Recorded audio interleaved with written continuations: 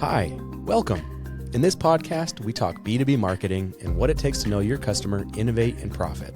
We're glad you made it. This is The Campaign by 97th Floor.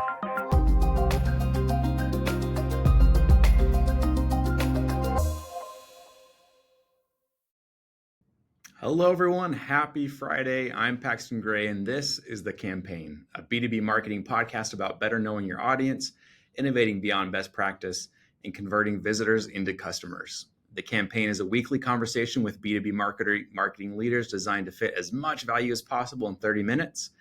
You can catch The Campaign live on Fridays at 2 Eastern, and you can find past episodes on YouTube, iTunes, and Spotify, and at 97thfloor.com. Today, we've got a really great topic hitting on ABM, between the cost of tools, the time and resources needed to create tailored content, the investment in marketing ops, and the challenge of aligning with sales reps. ABM can be seen as a high-risk, high-reward strategy for many orgs. At 97th Floor, we'll either help clients with their ABM strategies, or we will plug in to different elements of their ABM strategy. So we've seen this work firsthand. We've seen a lot of the challenges that orgs can face when executing an ABM strategy. And that's all before you even get to measurement. You know, many companies find proving the ROI of ABM campaigns to be somewhat complex. However, if ABM is done properly, ABM can be one of the most effective ways to guide high value accounts down the funnel. But there's a lot, ABM is one of those things that is easier said than done often. And on paper, it's quite simple, but in practice, it can become much more complex. So can B2B orgs win with ABM? How can you set it up to deliver maximum value? And how can companies measure the ultimate impact of their ABM strategy? We're going to get into all of that today and more with our guest, Madelyne Oliver. Madelyne is a dynamic senior operations manager specializing in account-based marketing strategy and implementation.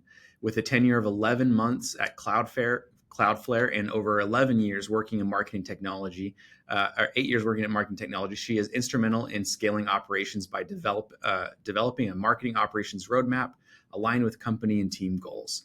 Her expertise includes designing, managing, and implementing the Demandbase ABX platform, collaborating with global ABM teams to establish a center of excellence for ABM, and driving sales and marketing enablement to enhance Demandbase adoption.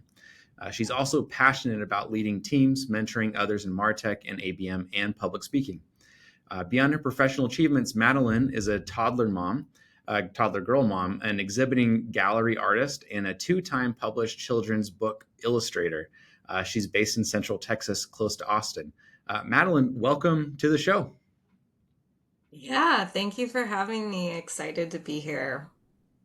We're so excited to have you and to learn from your experience with ABM. And what I want to do is kick it off by asking the question, ABM and demand gen. You had posted a while ago, you said, quote, "Another challenge with ABM I see often is companies that think they are doing ABM, but really it's demand gen and not ABM. Marketers have a hard time distinguishing that line in the sand when it comes to one-to-many ABM. So tell us difference between ABM and demand gen from your perspective." Yeah, I think the biggest difference is that, and I see this with the application side of things too, is that ABM is single-handedly account centric. It focuses on the journey of the account, whereas demand gen is, leads, contacts, all of those people, touch points that we would expect that get associated, of course, with the account, but their journey is the typical, what we see, the lead scoring journey, becoming an MQL and all of that. And so, that kind of strategy and approach is different when you're going, as compared to when you're going after an account holistically, right? And you're looking at the overall account. So that's kind of my North Star definition, because it keeps it really easy for marketers to then think of the tactile approach of okay, demand gen, I'm going to focus on my leads and my contacts, and then ABM marketers can focus on the account overall. Mm-hmm. Right. So with ABM, there's a lot of places that can go wrong, starting at the very beginning, which is in the account selection process. It's not, as you say, it's not truly ABM unless you're thinking about individual accounts and their journey through that funnel. So it all kind of begins with selecting the right accounts. Where do you see organizations often go wrong when building out their list and selecting the right accounts? Yeah, I think the most common place is when they don't align with sales.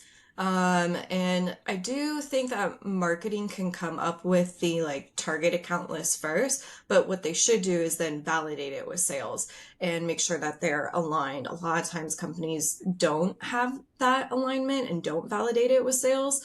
And so then it kind of like misses the mark when you think of like how an MQA would then get passed over to, a BDR for follow up and qualification and pipeline fit. So, and then just being on the same page from like an org perspective of like, these are our one to one, these are our one to few, and these are our one to many. I've seen orgs with target account lists of 50, and I've seen orgs with target account lists of thousands. Do you have a Mm-hmm. good metric or rubric for how big a target account list should be for an organization? Yeah, if you're following like a tiered account scoring framework, you'll usually have like three tiers, and your tier one is usually like your one to one. Your tier two is that one to few, Mhm. which is usually like in the thousand like ballpark range of accounts. And then like with tier three, I would usually expect anywhere between like 3,000 to 5,000 accounts for one to many. And one of the ways that you can help define like the number of accounts for those different tiers is using your ICP, is using like your data to help come up with those lists, intent, engagement, all of that. So like that's kind of what I think of. But of course, every company is different, and they implement their own different framework. But that is kind of like what I've typically seen. Mm. I like that framework of one to one to few, and one to many. And I want to dive deeper into the one to one and that process. And one to many seems to me like a lot of that is kind of the traditional marketing practices. Tell me about the one to few. How does an organization treat that one to few segment, and how does that differ from the one to one or the one to many? Yeah. So, and I'm kind of thinking, I'm pulling from my current experience of where I work at Cloudflare right now. Like, one to one is the very like high touch enterprise clients that really require like this very custom like journey, custom fit, custom outreach, like a lot of custom content. And that's where also a lot of one to one, like ABM marketing, like struggles because usually there isn't content resources at the company to deliver that fast turnaround, very dynamic, very fluid content for the one-to-one target accounts, just because those are like usually enterprise companies, and like I said, it's very high touch, it's very custom. For one to few, usually I see like you have a variety of like always on for your one to few, and then you have like a lot of vertical breakdown for one to few. Mhm. So that allows you to get a little bit deeper with your segmentation of your one to few target account list. You can then segment by different verticals, different behavioral signals that lean towards your solutions or your products that would express that intent to buy. And then one to many, that's where it gets a little bit more tricky of where that line in the sand is with overlapping with demand gen. But I think what we will see is we will see that to be more common, and then it will just be on the marketer to kind of maintain that line in the sand and say, hey, these are going to be our always on campaigns for our one to many, and then this is where we can get a little bit more specialized for like let's say like a vertical banking or finance for all of our target accounts at the one to many level. That makes sense. And it's easy. Yeah, I can see how those lines could get blurry. Yeah. But something to the realm of like standard homepage, perhaps some like wider net ad campaigns, that would clearly be more demand gen. And then, yeah, as you said, Hmm. vertical pages and things like that could be more on the ABM side. That makes sense. Yep. So I think it's a really great framework. So moving on from account selection, well, actually, before we move on, so you're saying marketing builds those account lists and they go and validate it with the sales team.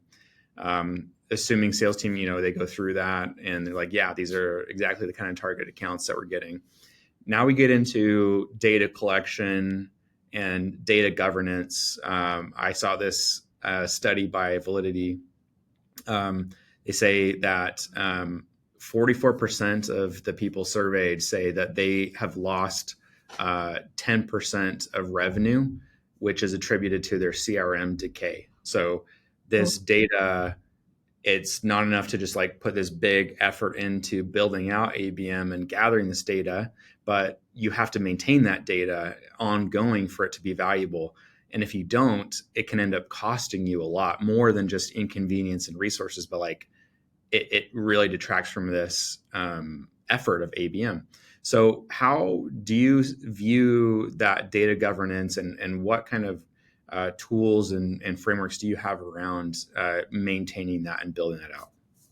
Yeah, it's interesting because like data hygiene and data cleanliness has always been like an issue in the marketing ops world. So it's like nothing new to us when we like look at like a client CRM or anything like that. But specifically in ABM, it has a huge impact on like the target account list because you're working with a smaller pool, and you're working specifically with accounts. It's really important to make sure that that data is clean, it's reliable, it's dedupe, it's standardized, especially with like, Salesforce, there can be parent accounts, there could be child accounts. And so, you really want to make sure that that the data is clean so that your lists are clean, because that impacts like what kind of campaigns you enter them in. You don't want like an account being overtouched too many times and receiving too many emails or too many ads because just how they entered into your target account list in the first place based off of the data was not done correctly. I would also recommend for a best practice and like the overall like framework is making sure you have clear suppression criteria. Again, not really new when it comes to like marketing ops. These are things that we think of all the time. So definitely work with your ABM operations person at your company if you have that. But make sure you're also plugging in the gaps on data collection. So when we think of like industry data, firmographics, technographics, usually those are coming into your CRM from like third-party systems. So make sure that when they're appending the data to the fields that you desire to pull that from, it's doing so correctly. I've seen, for example, sometimes like a government account could be marked as like the wrong industry, and then all of a sudden, because of how you built your list with your criteria, that government account got onto the wrong list because the industry value was incorrect. So like you can see how just like that tiny example can have a huge impact on your account list, your account selection. So make sure you're protecting your data, make sure it has like regular hygiene practices implemented at your company to clean it, dedupe it, make sure the hierarchy in your Salesforce makes sense to your ABM platforms that it's communicating to. Make sure your target account list go through like a review like on a quarterly or annual basis so that someone is like looking at it and saying, okay, we want to add these new accounts or we want to remove these accounts based off of like what we've seen with different trends and intent signals and opportunities. So that's a little bit on that. I think it was just yesterday that it came out that Apollo and Seamless were both hit by LinkedIn, and both of those help with like data enrichment. And people Mm-hmm. believe that LinkedIn is setting the stage for their own product that will compete, and so they're kind Yeah. of clearing the table to make room for that. And I know that that has application beyond ABM, but my main question is like, how have you seen the world and the industry change when it comes to the ability for organizations to gather this data and maintain it? And where do you think that's going? Do you think that it's going to get easier, or do you feel like it's going to get harder, or do you not see anything down the road that we should be preparing ourselves for? Yeah, I think a little bit, and I think harder and easier at the same time. I think, it gets more complicated when you're a large company and you have a large like tech stack. That's where it gets harder because now you have multiple systems feeding into each other, talking to each other, have to speak the same language, fields have to be mapped, like all the juicy MarTech stuff that like we geek Mm. out on. Yeah. And that way it gets harder because now you're also considering AI. When it is sending those signals and it is being leveraged in that capacity. But then on the flip side, it can be easier because AI can fill those data gaps. AI can also take a lot of the weight that is currently on the ABM marketer right now when it comes to personalization, content creation, take that off and actually run that itself and it be self-serving in that way. And now the marketer can focus on the things that AI can't do, which Mm. is more like deciding the strategy according to the business objectives, working well with people, establishing those relationships and building those relationships. So I think it can free up the marketer to hone in on their area of like zone of genius and their strengths by doing all the stuff that is like considered more like routine and day to day and robotic, pun intended. Yeah, I love that. I have said for a while now that what is going to set organizations apart are going to be those that can distinguish between tasks that are best suited for artificial intelligence and those Yep, tasks that are best suited for organic intelligence. And the more they can absolutely. maintain that discipline and allow each to focus on what they're best at, that's what's going to accelerate those organizations faster. And the miscategorization of those things are going to be what makes organizations more or less efficient over time. So I love that you're saying that. Now you've written about AI and talking about how AI can help with predictive analytics and lead scoring and hyper personalized engagement. And I'm wondering, just to get this down to a tactical level, how are you using AI for lead scoring or hyper personalized engagement, or just within the field of ABM? Is there a specific tool that you're using, or like, are there a suite of tools? Like, how do you apply that? Yeah. So for we do qualified as a like AI powered chatbot. And we are playing with like the prompts, the kind of verticalization of that, and just personalizing that more for the different industries. And then also for product fit as well. So we're playing a lot with like AI powered chatbot. We leverage Demandbase as our ABM one-stop shop platform, and they are launching a lot of new AI capabilities. And so we will be one of those early adopters who, are first to the scene to utilize those capabilities within the platform, enable our marketers on it so that it becomes more second nature. And then of course our sellers are using like ChatGPT for crafting more personalized outbound messaging content, all that, so that they're saving time because like that is the number one most important thing to a seller is time. How can they maximize their efficiency and save time? And so I think AI is probably going to be maybe more quickly adopted by the sellers because of that need. And then for the marketers, it's going to be slower in comparison with these tools as Mm. they're actually weaved into the tools, or there's dedicated solutions for things like chatbot or multi-channel orchestration, that kind of thing. Yeah. Now we're just going to have to, the buyers too are probably going to start using AI at some point to respond to these outreach. And then we're just going to get AIs talking to each Yeah. other, acting on behalf of everybody. Uh, you had mentioned the government account that gets, mislabeled as a different Mhm. industry. And I'm Yeah. wondering, what do you use as a fail-safe or backstop to make sure that you're not, I think there's possibility for some harm to be done to Yeah. accounts if they're miscategorized. And then in best case scenario, it's just, not effective.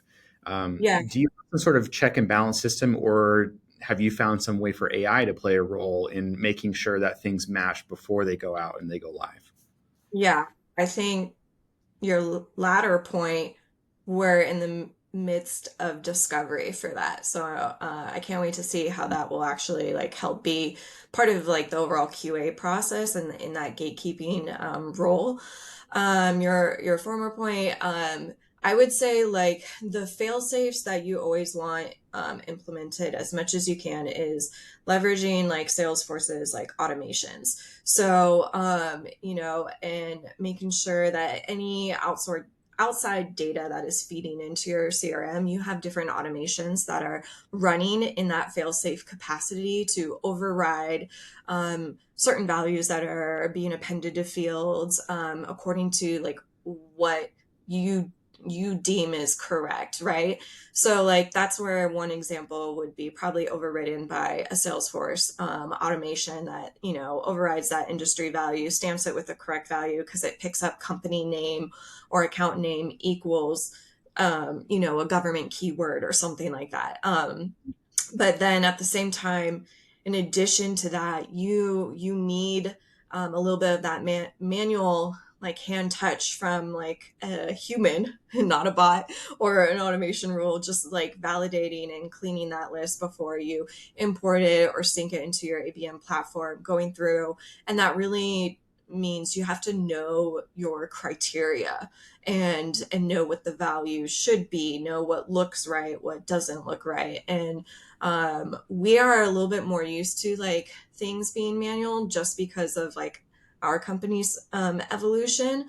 And as we get more automated, I'm hoping we won't have that reliance. But like every company is different in their maturity too, I will say. So my suggestions may work if you are at that maturity level, but if you're not, then you're just going to have to go more back to the basics, which is a little bit more manual sometimes.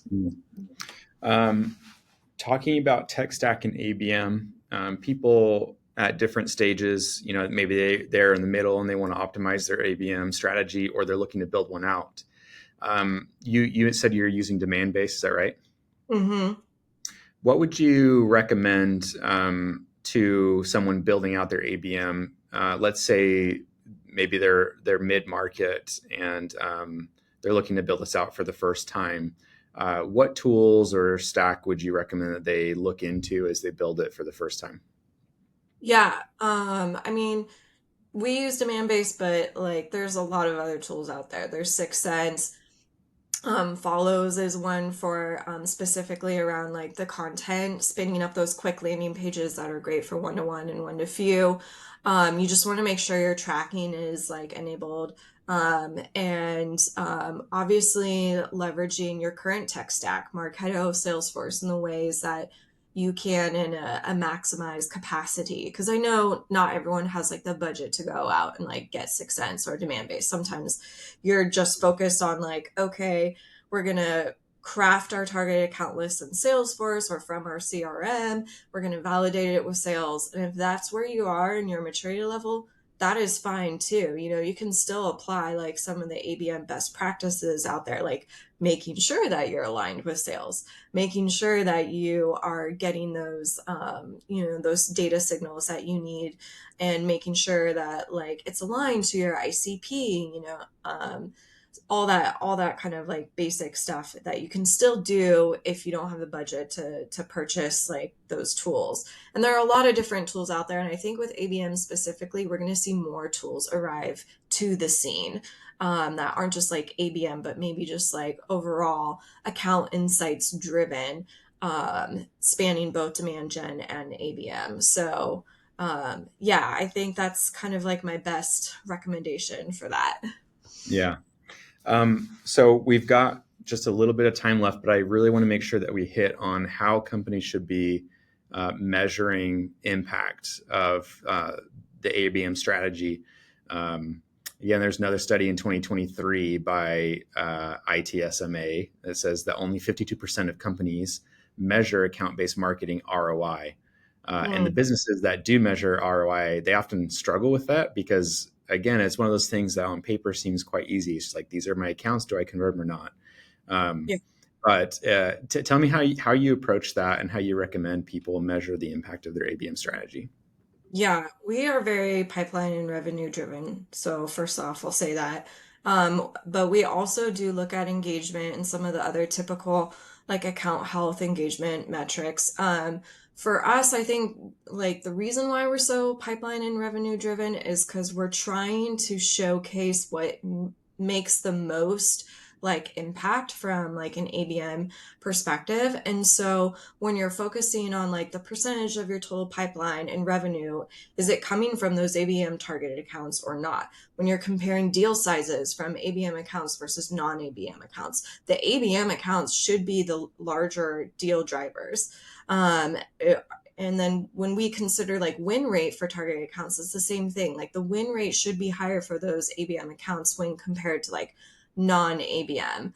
And then like pipeline, really look at your sales cycle. For us, it's long. And so our goal with pipeline velocity is shortening that sales cycle as much as makes the most sense by engaging with the accounts earlier in the process, right? And so we measure that time it takes for an account to move from that first engagement to a closed deal with what we call demand-based journey stages.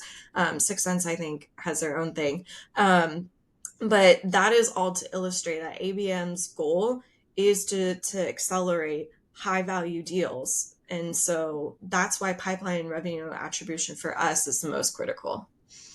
I love that. Now, I can see on the speaking of those three tiers, the one-to-one, it's one-to-one, and so Mm-hmm. tier three, I can see there being accounts that slip into those materials that weren't necessarily on your target account list, but they have found them and they end up converting. And then the one to few, I could see that also happening in that stage. How do you attribute the effects of the ABM when that wasn't a target account, but it did convert from the materials that produced for this smaller group of accounts? Or does that happen? Oh, so are you talking about like best tracking for like the one to one? Yeah, well, for the one to few and Oh, okay. attribution of the success of that, if you have some other accounts slip in that weren't on your list necessarily, but they Mm, found those materials and then ended up converting, do you attribute mm. that to your ABM tracking or If something else? Yeah, that's a great question. And I think for right now, we don't include that because it wasn't considered an ABM account. But I still think it's important to note because it drove revenue. And we also step back sometimes and we look at overall accounts that have like opportunities. And are those opportunities originally driven from platforms like Demandbase? Can we attribute it all the way back to that first touch point being driven out of like an ABM tool or something like that? Mm, So we do look at the overall like multi touch points for those type of accounts, and then we compare them, and then what we do is later we'll do an adjustment and be like, okay, based off of how that account actually like closed, what were the signals that drove that, and do we need to add that account or accounts like it similar to it mm, to our one to few list? So I think in that regard it's important to note it, absolutely. But because it wasn't considered an ABM account on the original target list, I don't think we could say that ABM drove it necessarily. So but that is something that like again is kind of like driven by the overall strategy too and your attribution model. So if you're a company, I mean, take what I say always with a grain of salt and apply what works for your company and your attribution model, and how your strategy is designed and works, and then leave what doesn't, right? So mm. I love that. And I really like your point too about like, it's not necessary. I mean, at the end of the day, there's credit but really Right. what matters is, hey, this thing worked. And maybe we didn't anticipate that it would work for an account like this, but it worked. So what can we learn from that? And should we be adding Mm-hmm. more accounts like that? Or Yep. can we amplify this thing that worked that we didn't expect? And that is more valuable for an organization, in my opinion, than just Yep. who got credit. Yeah, Um, exactly. And that's I why those love that. quarterly reviews make such an impact because, like, that's where something like that would be caught and then reflected upon and actually implemented. Like, when you're quarterly reviewing your targeted account list, that's when you're deciding, like, do we need to add accounts? Do we need to remove accounts? What worked? What didn't? So make sure that, like, you are doing that. And I know, like, our sales team is really good about doing that. Marketing, we need to get a little bit better about it. We have, like, a longer time period lapse between like account list reviews. So if anything, take away from this, like continue to look at what is working and what's not working and optimize, refine, tweak, right? So Yeah. Yeah. Get out of the weeds and just take a high level hmm view and say what could be improved here. That's great. yeah. Madelyne, this has been so helpful. I just want to list out a few takeaways that I really liked. One, this framework of having tiered accounts where it's separated, there's the one-to-one, one-to-few, and one-to-many, and each have different efforts and assets around them. And obviously, they're going to be different sizes. Um, hmm Having your ABM measurement be pipeline and revenue driven, and then specifically the things to measure within that is looking at win rate of these ABM or specific target accounts and looking at the deal size of these target accounts are great things to be measuring the effectiveness of the ABM campaign, especially because you have a different set of accounts to measure those against, which are the deals that did not go through the ABM campaign.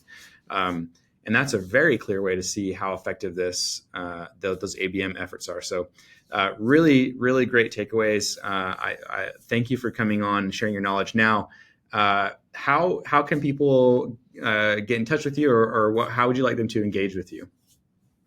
Yeah, on LinkedIn is the best way. Send me invite request to be added to my network. I accept usually everyone and anyone. And like I just love like talking to people. So reach out to me on LinkedIn. And then like feel free to invite me to anything. I love having these conversations. And I definitely want to come back and talk with you more about all the different things. Because I think this is how we give back to our community. This is how we like spread the knowledge and bridge those knowledge gaps. And especially in companies where things feel really siloed, you reach outside of your company sometimes for that personal career development. And it's things like this that is actually helping a marketer at the end of the day shine or improve their company. So I think like the more stuff like this we can do, we're just lifting each other up. And considering today's climate, we all need to lift each other up. So Yeah, I 100% agree. That is the biggest need that I see over and over again in marketing is everybody just kind of sitting in their silos at their different companies, and they want to know, how am I doing? They're looking for a mhm. benchmark. Is like, am I doing well or am I doing really bad? And they don't have a lot of like good benchmarks, and they just want to talk shop. And Yeah. sometimes they don't have people within their org to talk shop with. And so those connections, I agree, are just like extremely valuable, and we really need them. And as you said, right now more than ever, we definitely need those. So Yeah. thank you for participating. We'd love to have you back to dive even deeper into different segments too of ABM, and I'm sure you have a lot to share. So we will for sure have you back. Thank you everybody for listening and tuning in. Tune in next week. We're going to be taking a deep dive with Matt Murdoch from Franklin Covey into building an effective webinar strategy and making some predictions about where the future of webinars lie. So until then, have a great weekend, and I will see you next week. Thanks for listening. The campaign is produced by 97th Floor, a 20-year-old marketing agency that helps companies like McKinsey, Pluralsight, and Checkpoint know their customers, execute innovative campaigns, and drive profitable growth. If you have an allocated growth budget and product market fit, we'd love to do research and build a proposal for you. Visit us at 97thfloor.com. And if you enjoyed this episode, make sure to subscribe. See you next time.